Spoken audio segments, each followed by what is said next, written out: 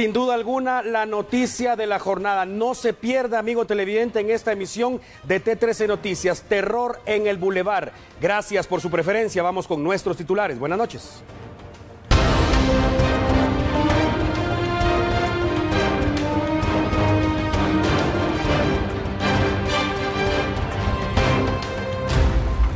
La reacción fue inmediata. Localizaron marihuana en Plaza Central.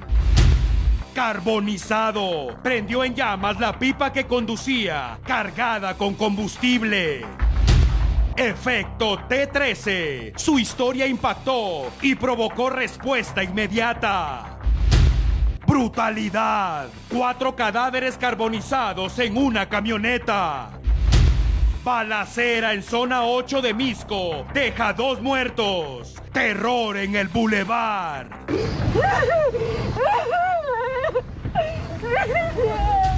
El niño espanta al mundo. Fenómeno que aumenta la temperatura del planeta. El Madrid ganó hoy en Italia y mañana juega el Barça en Holanda. T13 Noticias. Orgullosamente guatemaltecos.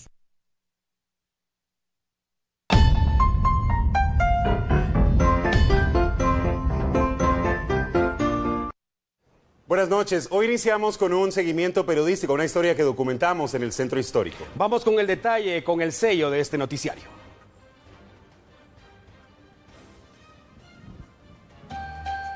Esta es la muestra de que cuando algo impacta, siempre hay una reacción.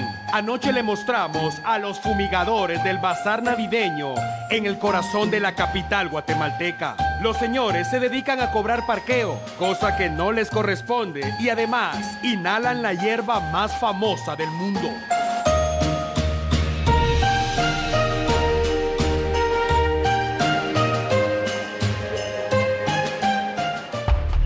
Hoy, agentes de la Policía Nacional Civil reaccionaron de inmediato y se fueron a dar una vuelta por el lugar a ver qué encontraban. La verdad, les fue bastante bien.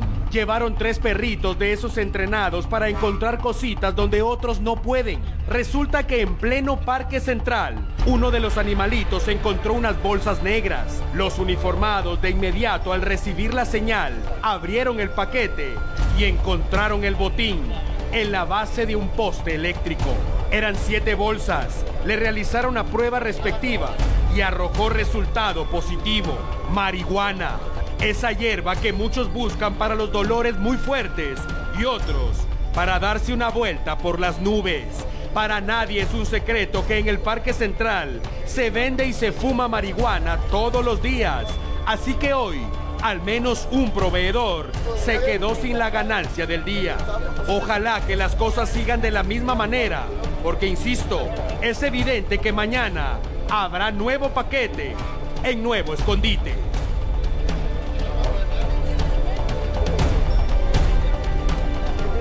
Para nadie es un secreto que en ese lugar se comercializan varios tipos de droga. Ojalá que continúen las acciones por parte de las autoridades encargadas. Atención, porque hablamos ahora de la inseguridad que se vive en nuestro país. Vamos con uno de los casos que documentamos hoy en un sector del municipio de Misco.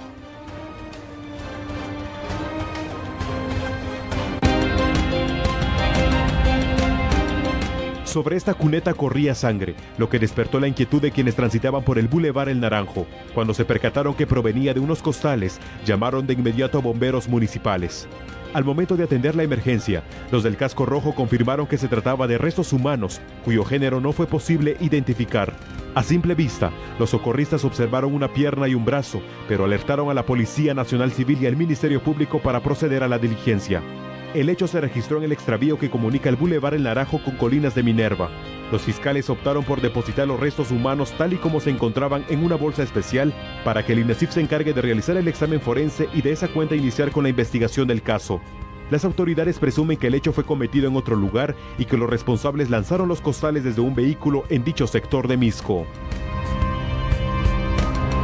Un bulto abandonado en el tramo carretero que conduce a la aldea de San Miguel Conacaste, esto en el municipio de Sanarate, El Progreso, llamó la atención de quienes transitaban por este lugar. De inmediato alertaron a los cuerpos de socorro. Al llegar, verificaron que se trataba del cadáver de una persona que está dentro de un costal de nylon. Fiscales del Ministerio Público acordonaron el área para recabar evidencia y esclarecer el crimen. La víctima no fue identificada, por lo que el cadáver fue trasladado como XX a la morgue del INASIF a la espera de que sea reclamado por algún familiar. La ola de violencia en el transporte público continúa y también es noticia en esta jornada. Froilán Rodríguez, nuestro corresponsal en Quetzaltenango, nos tiene detalles de un atentado armado que se registró en la ciudad altense.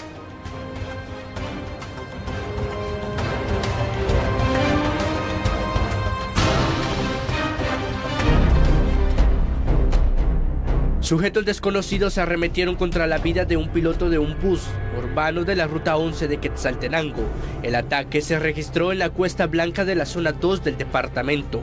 Bomberos voluntarios se presentaron al lugar para atender la emergencia y a su llegada constataron que el bus quedó empotrado sobre la acera, por lo que asistieron al piloto, quien se encontraba herido de gravedad.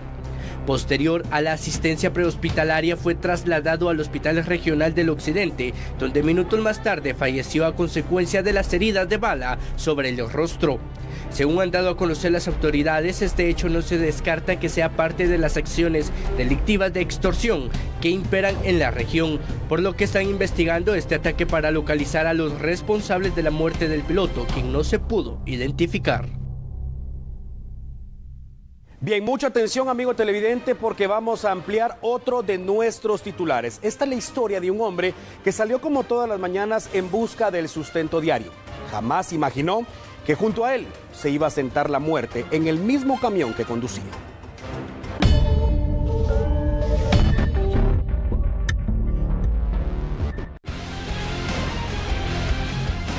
Era una pipa de aproximadamente 6.000 galones de combustible. El piloto transitaba por el kilómetro 70.5 de la Ruta Nacional 14, dirección de Chimaltenango hacia Escuintla, cuando perdió el control del volante y volcó. En cuestión de segundos, el vehículo prendió en llamas, sin que el conductor tuviera tiempo de escapar. Bomberos municipales departamentales y bomberos voluntarios llegaron al lugar. Utilizaron decenas de galones de agua para sofocar el fuego. Cuando finalmente lo lograron, hallaron en la cabina del camión al piloto carbonizado. Fue identificado como Tranquilino Gómez, originario de San Pedro Necta, Huehuetenango. Como consecuencia del percance, las autoridades de Provial cerraron el paso en ambos sentidos de la vía por más de 3 horas.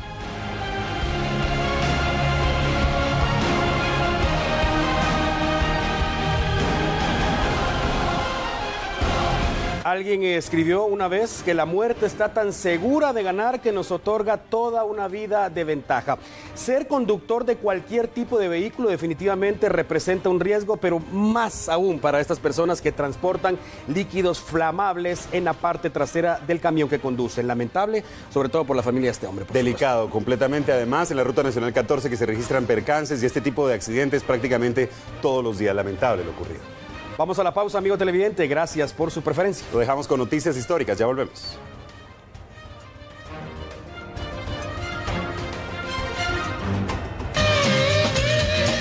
El 27 de noviembre de 1942 nació Jimi Hendrix, catalogado como el mejor guitarrista de la historia. En la misma fecha, pero en 1893, falleció Stephen Wilcox, coinventor de la caldera. Y el 27 de noviembre, pero de 1515, fue fundada la primera ciudad de América, Cumaná. Noticias históricas. Bien, gracias por continuar con nosotros, amigo televidente. Desde hace Estamos nuestra campaña Frío por Calor Humano, abracemos al necesitado. La idea de esto, y por supuesto queremos agradecer a todas las personas que se están sumando a esta noble causa, es ofrecerle un suéter, una frazada a las personas que por distintas razones lamentablemente no tienen dónde pasar la noche, y lo peor, se viene lo peor de la época fría. Así es, se viene la época más fría. De hecho, vamos a viajar en este momento al departamento del Quiché, donde afortunadamente ya se están habilitando albergues para las personas que no tienen dónde pasar la noche. Con la llegada de los primeros frentes fríos al país, las personas que por diferentes razones duermen en las calles quedan expuestos a las bajas temperaturas. Por esta razón, la Conred habilitó 2 albergues en el departamento del Quiché, ubicados en Santa Cruz del Quiché y Nevaj. Cobijas, catres y raciones alimenticias forman parte de los insumos que fueron entregados en esos lugares, que serán atendidos por personal de instituciones de gobierno de acuerdo a turnos designados para cada día. Según las autoridades, en años anteriores, algunos de los empleados que eran designados para la atención en dichos albergues cometieron la irresponsabilidad de permanecer en estado de ebriedad, descuidando la atención en el lugar, por lo que este año se tomarán las medidas disciplinarias correspondientes contra quienes sean sorprendidos faltando a su responsabilidad. En Santa Cruz del Quiché, el albergue funcionará en el lugar conocido como el Antiguo Mercadito de la Zona 1, mientras que en el municipio de Nevaj será en el Salón Municipal. Estos serán aperturados todos los días desde las 6 de la tarde. Con imágenes de Freddy Chaperón, reportó desde Quiché, Oscar Toledo.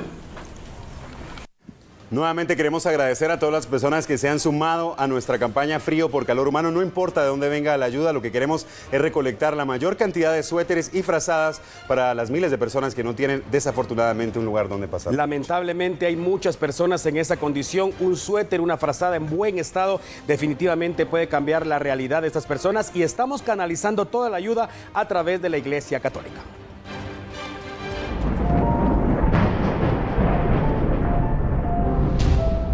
Lo invitamos a compartir frazadas y suéteres con las personas que viven en la calle. Las donaciones serán recibidas en la Casa de la Misericordia. Frío por Calor Humano. Abracemos al necesitado.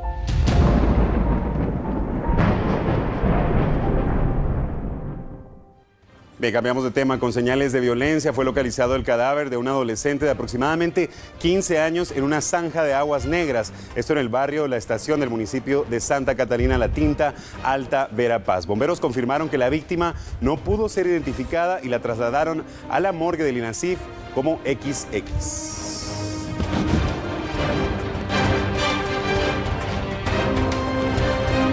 Vaya jornada la que hemos vivido en el país, marcada por hechos de violencia. Envuelto en una sábana y con señales de violencia fue localizado el cadáver de un hombre de aproximadamente 20 años en el fondo de un barranco de 50 metros, según el informe oficial. Esto ocurrió en el kilómetro 28 de la ruta que comunica hacia Ciudad Quetzal con San Raimundo.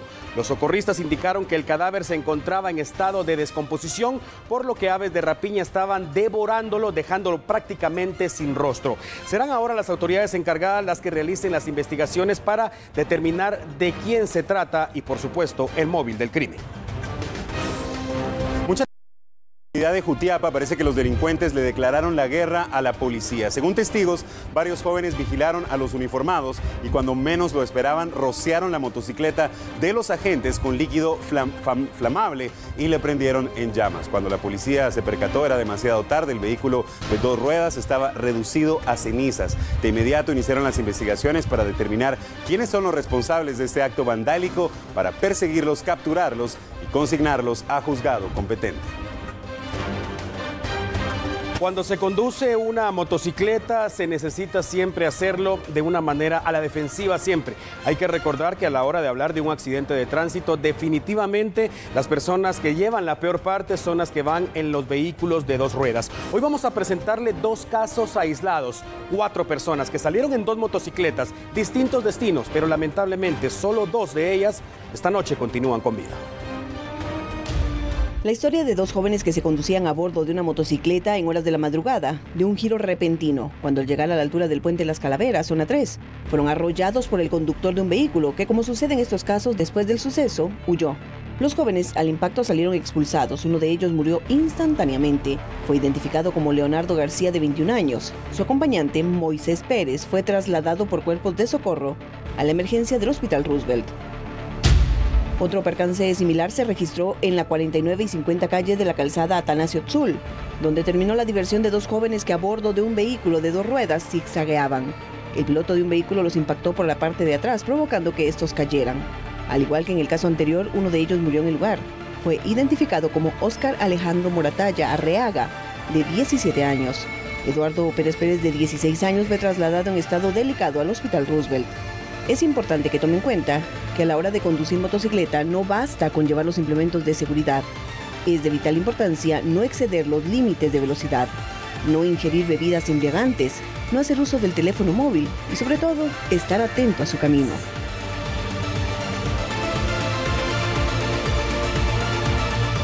Muy atentos a su camino e insisto, siempre a la defensiva. Cuando se conduce un vehículo de 2 ruedas, siempre se lleva las de perder, por favor, con mucha precaución, sobre todo tomando en cuenta que es uno de los vehículos en la actualidad más utilizados, no solo en la capital, sino a nivel nacional. Y que continúa en ascenso. Además, importante para todos los motoristas utilizar el chaleco que la ley manda. Además, el casco debidamente abrochado y todos los implementos que sean necesarios, porque esto puede ser la diferencia a la hora de un percance. En 60 minutos nosotros hacemos la diferencia. Vamos a la pausa, por favor no cambie. Ya volvemos. Efecto T13, la reacción tras la publicación de la historia de un soñador. Terror en el Boulevard, balacera en Misco, deja 2 muertos. 60 minutos que hacen la diferencia. Atención, amigo televidente, vamos a ampliar otro de nuestros titulares en este momento. Afortunadamente, una de las mayores satisfacciones que ofrece el periodismo es por poder colaborar y ofrecer ese servicio a nuestros televidentes. En esta oportunidad queremos agradecer de nuevo justamente a nuestros televidentes que han provocado en distintas ocasiones reacción inmediata de las historias que nosotros publicamos acá de guatemaltecos que necesitan ayuda. Así es, mucha atención con esta historia, es parte del Efecto T13.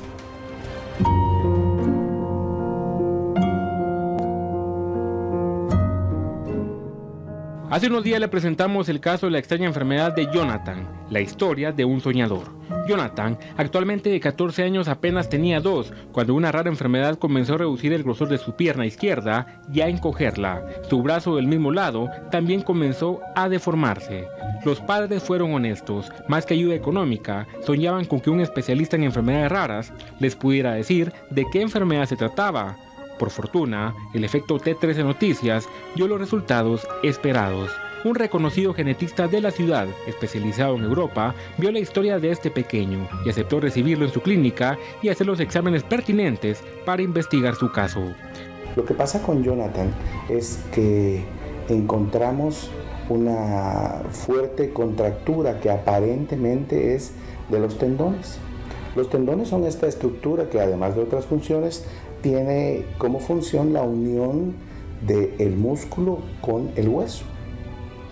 Jonathan ingresó a la clínica con 7,000 posibilidades de saber cuál era la enfermedad que daña su cuerpo. La experiencia en este tema redujo al paso del tiempo la posibilidad a 3 clases de enfermedades similares a las que él está enfrentando. Ya vemos lo que podemos ver, ahora hay que ver lo que no podemos ver. Hay que valorar por dentro a Jonathan, hay que saber que neurológicamente está bien, que a mí me parece que así es el caso. Hay que saber que el corazón no tiene ningún problema. Jonathan tiene claro que la enfermedad no se puede revertir, pero con el hecho de saber cuál es, lo deja más tranquilo y por lo menos le permitirá tratarse o medicarse para evitar que la misma avance en el resto de su organismo. Contame cuántos doctores habías visitado ya anteriormente. Bastante. ¿Qué te decían todos? No sabían qué era. Ahora, o el doctor, ¿qué piensas? Ese doctor sí es un buen doctor, sí no puso una enfermedad falsa, pero él quiere investigar qué es verdaderamente. ¿Y eso es lo que tú querías, que investigaran tu enfermedad? Sí. El miedo de que le amputen su brazo, la incertidumbre de qué le está ocurriendo en su cuerpo, la tristeza porque ningún médico de los antes visitados puso el mínimo interés en su caso, son cosas que ahora van perdiendo importancia para este pequeño soñador, que vio una luz de esperanza en medio de la tormenta. La historia de un soñador, lo titulamos de esa manera porque ya vio usted lo que ocurrió con una de las piernas de este niño, su brazo también bastante afectado, pero él insiste en que su sueño es convertirse en un futbolista profesional. ¿Cómo cortarle las alas a un niño de esa manera? Además, por supuesto que le vamos a dar todo el seguimiento respectivo a la historia de este pequeño para continuar conociendo cuál es el progreso y también saber qué es lo que dicen los médicos. Gracias de nuevo a nuestros televidentes y a las personas que de una u otra manera reaccionan de manera positiva para poder colaborar con el más necesitado. Ese es parte de nuestro objetivo acá en T13 Noticias. Atención, vamos con otro caso, amigo televidente, y nos vamos a ubicar en la provincia, en la aldea San Jacinto, específicamente jurisdicción de Chimaltenango, donde 3 personas fueron atropelladas por el conductor de un pick-up. Mucha atención con esta noticia. Ellas se encontraban sobre una banqueta frente a una tienda. Minutos antes habían participado de una clausura de un establecimiento educativo, de hecho de una clausura de educación básica. Salieron a la tienda en busca de alimentos y lamentablemente ocurrió esta tragedia. Con golpes fueron trasladados al Hospital Nacional de Chimaltenango Inocente Sinay, de 54 años, y Herbert Sinay, de 16. La tercera víctima iba en estado delicado, según lo indicaron los bomberos municipales departamentales, específicamente con fracturas en la clavícula y cadera. No hay datos aún sobre su identidad.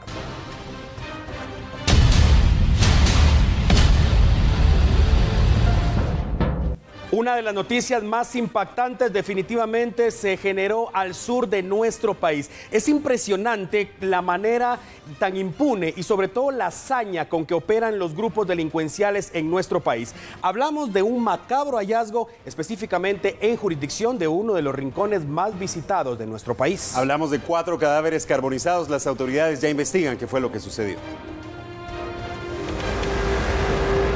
A las 3 de la Policía Nacional Civil realizaban patrullajes y se percataron que un vehículo quemado estaba en un sector del parcelamiento Arizona del puerto de San José Escuintla.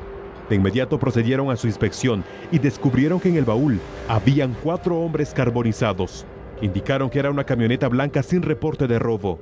Los uniformados alertaron a fiscales del Ministerio Público. La diligencia duró varias horas y posteriormente se ordenó el traslado de los cadáveres a la morgue del INASIF de la localidad.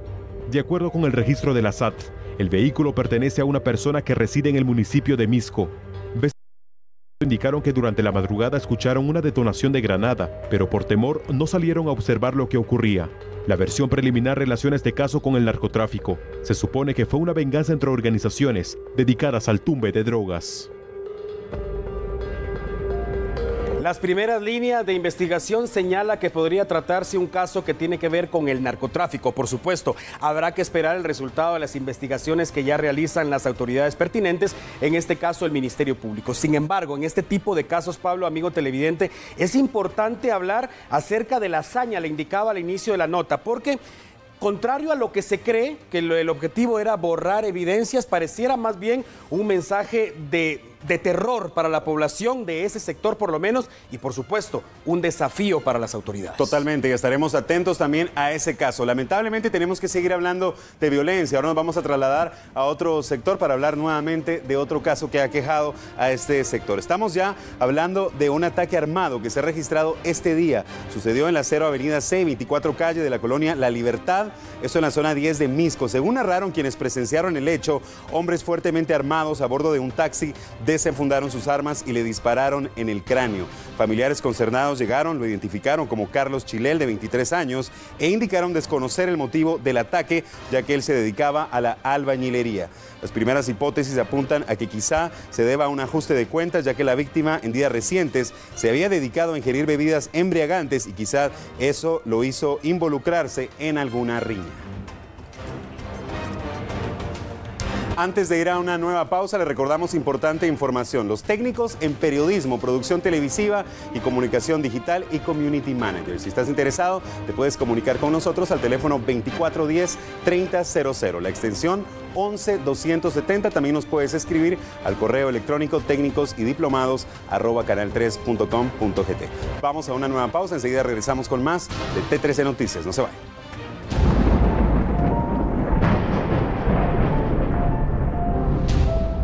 Lo invitamos a compartir frazadas y suéteres con las personas que viven en la calle. Las donaciones serán recibidas en la Casa de la Misericordia. Frío por calor humano. Abracemos al necesitado.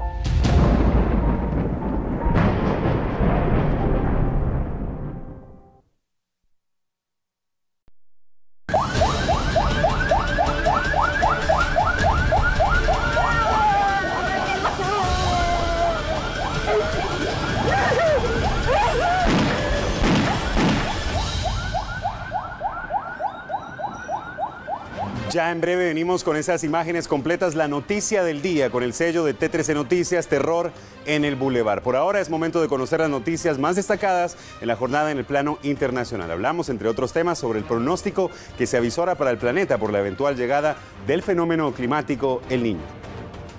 La Organización Meteorológica Mundial, portavoz autorizado de la Organización de Naciones Unidas sobre el Clima y el Agua, actualizó sus informes sobre la probabilidad de que regrese el Niño, un fenómeno climático que aumenta la temperatura promedio del planeta. Ahora, el organismo estima que existe un 75 y 80% de posibilidades de su formación frente al 70% que reflejaba en su anterior informe. El último gran episodio de intensas lluvias e inundaciones en América del Sur y sequías en África y Asia se registró en 2015 y 2016 y afectó los patrones climáticos alrededor del mundo. Se proyecta que sea en los próximos 3 meses que el fenómeno impacte en el planeta, aunque sin mayor intensidad, según esta agencia de la ONU.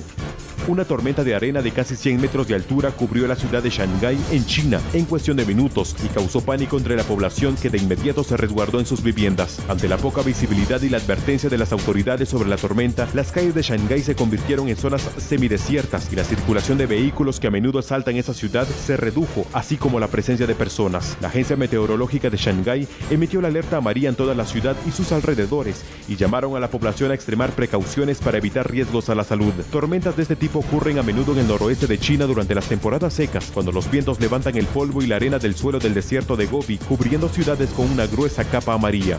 La justicia alemana condenó este martes a 14 años de cárcel al autor del atentado contra el autobús del Borussia Dortmund, identificado como Sergei Bernagov, de 28 años, tras ser declarado culpable de intento de asesinato en 28 casos. La sentencia es inferior a la petición de la Fiscalía, que solicitaba cadena perpetua por el ataque ocurrido en abril de 2017 y en el que resultó herido el jugador español Marc Bartra. El atentado se produjo cuando el equipo alemán se dirigía en su autobús hacia el estadio, donde iba a jugar un partido de cuartos de final de la Champions League contra el AS Mónaco de Francia. Sergei, de nacionalidad rusa, había puesto una bomba de fabricación casera en el bus que hizo detonar cuando la unidad inició su marcha, tal y como él mismo confesó durante el proceso. El propósito del autor del atentado aparentemente no tenía ninguna relación con el fútbol, sino que pretendía provocar una baja en las acciones del Borussia Dortmund en la bolsa de valores de Alemania.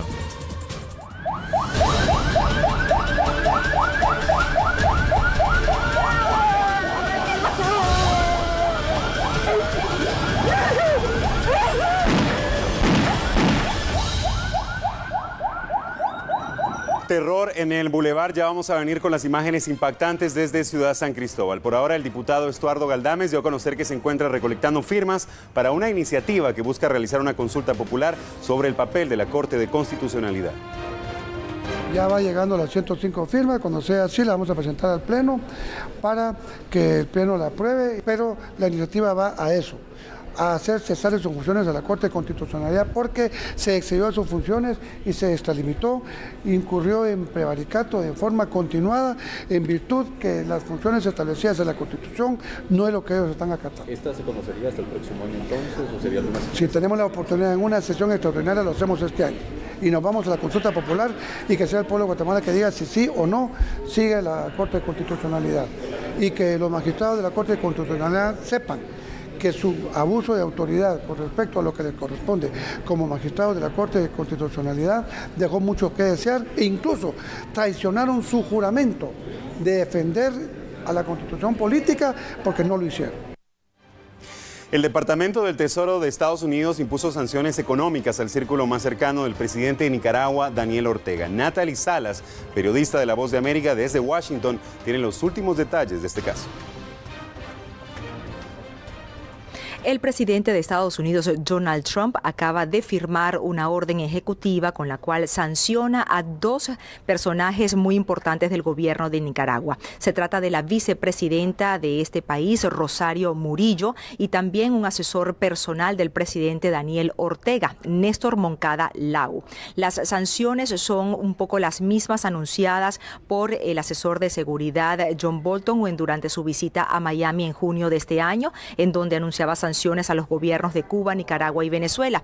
Básicamente los activos, todas esas propiedades que pertenezcan a estas dos personas, tanto Rosario Murillo como Néstor Moncada Lau, quedan totalmente congeladas a partir de este momento, al mismo tiempo que se prohíbe que cualquier ciudadano estadounidense o empresa de Estados Unidos pueda mantener algún trato comercial con estas personas. Lo mismo, altos funcionarios del gobierno del presidente Donald Trump anunciaron que este es el primer golpe contundente que se hace en contra de personas que son pertenecientes al círculo cercano del presidente de Nicaragua, Daniel Ortega, al tiempo que instan a este gobierno a que busque la solución de restitución democrática, cese la represión y al mismo tiempo llame lo más pronto posible a elecciones libres en su país. Yo soy Natalí Salas Guaitero de La Voz de América desde Washington.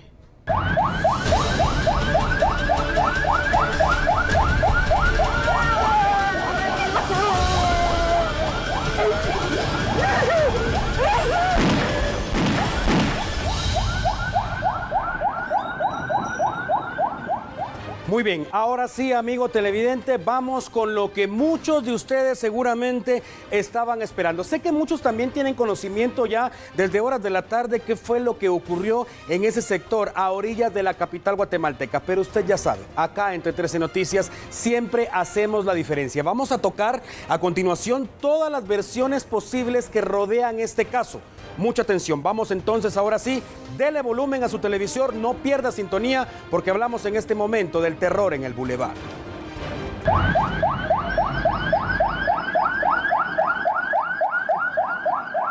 Unidades de la policía con sirena abierta desde la zona 5 de Misco hacia Ciudad San Cristóbal. El cadáver de un hombre en el interior de un predio en el Boulevard Sur. Los bomberos voluntarios atendiendo a un herido en el interior de una ambulancia. Sangre, gritos, llanto, desesperación, muchas preguntas y ninguna respuesta.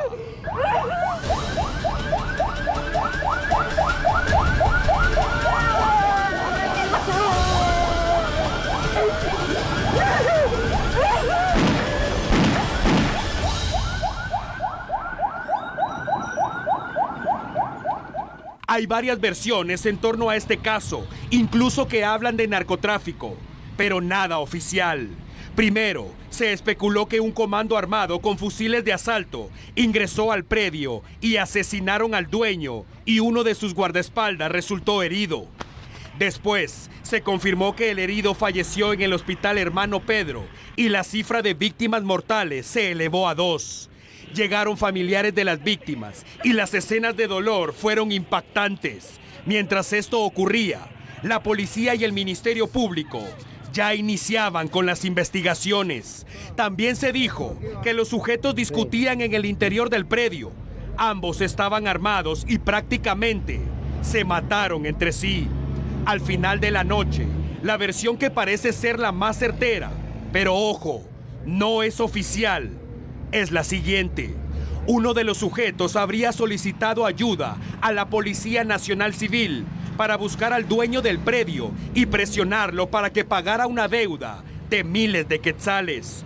Los uniformados habrían llegado y se supone que desarmaron a los guardaespaldas del dueño.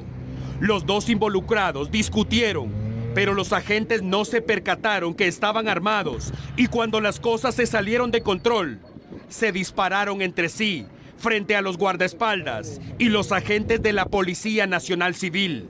Insisto, esa versión se supone que es la más acertada, pero no confirmada por ninguna autoridad. Lo cierto es que hay 2 hombres muertos y los bomberos voluntarios indicaron que se trataba de Jimmy Noé Díaz Molina y Josué David Reyes, ambos de 42 años. ¿Qué pasó en ese lugar? ¿Quién era el dueño realmente? Hablamos de una deuda por compra-venta de vehículos. ¿Tiene que ver con narcotráfico? O quizá solo una discusión que terminó en tragedia. ¿Habían realmente agentes de la policía al momento del atentado? ¿Por qué tanta radiopatrulla? ¿Por qué no respondieron los guardaespaldas? Independientemente de a quién estaban cuidando, lo único cierto hoy es que hay 2 hombres muertos y se vivió el terror en el Boulevard. A esta hora continúa el trabajo de la Policía Nacional Civil y el Ministerio Público en ese predio en el Boulevard Sur de la zona 8 de Misco. Germán Cabrera, alias El Metido, se encuentra todavía en el lugar de los hechos y nos envía fotografías. En este momento se las vamos a mostrar de las armas que la Policía Nacional Civil ha encontrado en el interior de este lugar. 31 indicios, 38 indicios según lo muestran acá las fotografías, incluyendo armas de fuego. La investigación continúa en desarrollo. Se descarta por completo que haya existido una persecución, como se había especulado también en horas de la tarde, de las personas supuestamente responsables de este atentado armado. Como lo indicamos en la nota anterior, lo único cierto esta noche es que hay 2 hombres muertos, 2 familias de luto.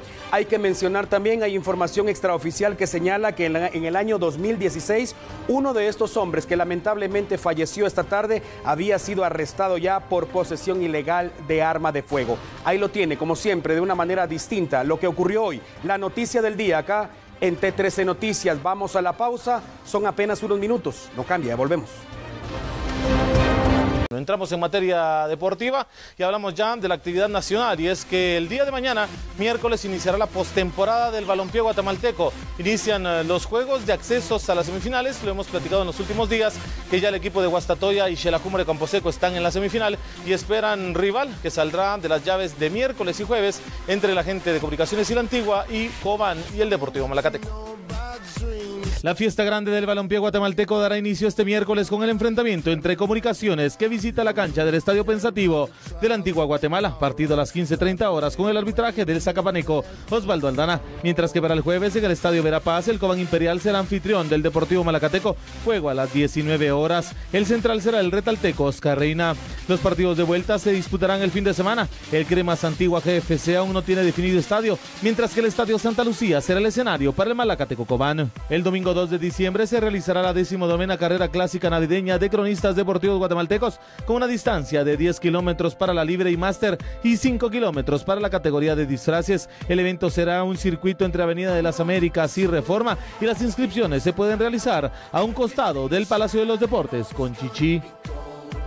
¿Por qué todavía el partido de vuelta entre Comunicaciones y la Antigua GFC no tiene confirmado un estadio?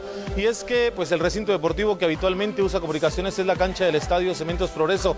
Este estadio está alquilado el fin de semana para un evento privado, y por lo mismo Comunicaciones debe de buscar un mejor horario. O bien se juega el día sábado a las 3 de la tarde, se juega el sábado a las 6 de la tarde, pero en el Estadio Nacional Doroteo Guamuch Flores, o bien el mismo sábado a las 6 de la tarde, solo que en la cancha del Estadio Julio Armando Cobar de San Miguel Petapa. Lo tienen que definir los directivos. Mañana más tardar se estará confirmando esta información acerca del juego de vuelta entre Comunicaciones y la Antigua GFC. A nivel internacional hay que mencionar, pues se reunieron hoy los personeros de la Conmebol. El presidente de esta federación pues se reunió con los presidentes del Boca Juniors y del River Plate.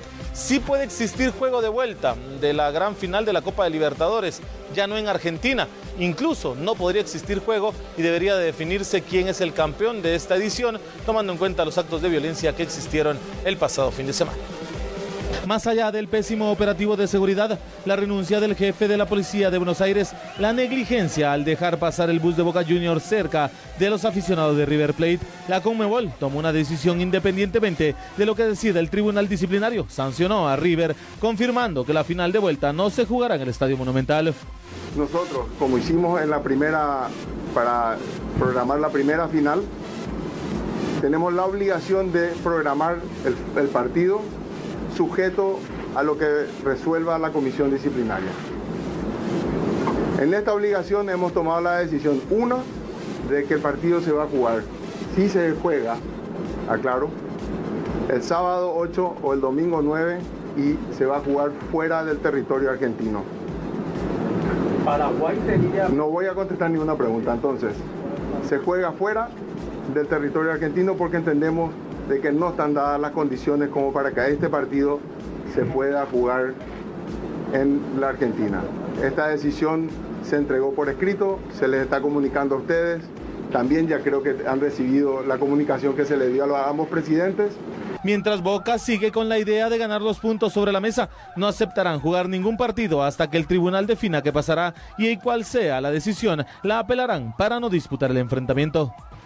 Yo aspiro a que el Tribunal de Disciplina y Sanciones nos dé respuesta con fundamentos. Vamos a esperar, no nos vamos a adelantar a nada. Nosotros no aceptamos en el día de la fecha jugar ningún partido hasta que el tribunal se expida. Sí, hemos pedido nuestro escrito que sea con los fundamentos. Vamos a leerlo. Creemos que tenemos, y la Conmebol tiene antecedentes suficientes para la razón a lo que pide Boca. Pero bueno, es un tribunal de varios, integrado por varios miembros de distintos países. Y una vez que tengamos esa notificación con los fundamentos, lo leeremos. Si no estamos de acuerdo, iremos al Tribunal de Apelaciones. La Juve de local se complicó por la mínima derrota 1-0 al Valencia. El Olympique Lyon empató 2-2 con el Manchester City. Los Diablos Rojos del Manchester United lograron vencer 1-0 al Young Boys. Y el Bayern, con la goleada de la fecha, venció 5-1 al Benfica de Portugal. Para el miércoles, el resto de los juegos, el Atlético de Madrid recibirá al Mónaco. En Alemania, el Borussia Dortmund será local frente al Club Brujas. En Holanda, el PSV tendrá la visita del FC Barcelona sin Luis Suárez por lesión. El Tottenham definirá su clasificación con el Inter de Milán y el PSG, con las dudas de Neymar y Mbappé, se topará con el Liverpool. En el cierre de la información internacional hay que esperar, podría ser esta semana clave para conocer cuándo se defina dónde será el partido o si se realiza el juego de vuelta de la gran final de la Copa Libertadores de América. Se habla que puede ser en los Emiratos Árabes Unidos. Allí viajarían los dos equipos, tanto Boca y River Plate, para realizar el partido, y quien gane se queda participando en el Mundial de Clubes, o bien realizarlo en Paraguay, en la sede de la Conmebol, pero todavía lo tienen que definir pues los integrantes de la comisión que define las sanciones acerca de situaciones como violencia, la que se presentó el pasado fin de semana. Y solo para complementar el deporte nacional, acaba de llegar información a la redacción de T13 Noticias, podría darse el retorno de Ana Sofía Gómez Porras a la gimnasia guatemalteca. Es posible que mañana se anuncie esto por parte de las autoridades del Comité Olímpico Guatemalteco. Le quiero hacer la invitación para que se una a T13 Noticias, se una a nosotros para participar con suéteres y frazadas para las personas que pasan lastimosamente la noche en la calle y son pues personas que sufren las inclemencias del tiempo. La idea es que usted pueda pueda quitarle el frío con calor humano y abracemos a las personas necesitadas. Es la campaña que T13 Noticias está ofreciendo para ustedes.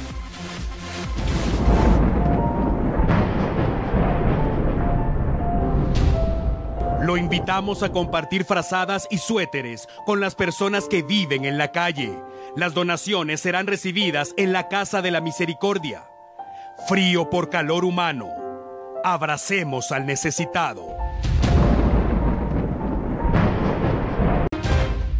Todo lo que ocurrió durante las últimas 24 horas, nosotros se lo presentamos en 60 minutos. 60 minutos que hacen la diferencia. Buenas noches.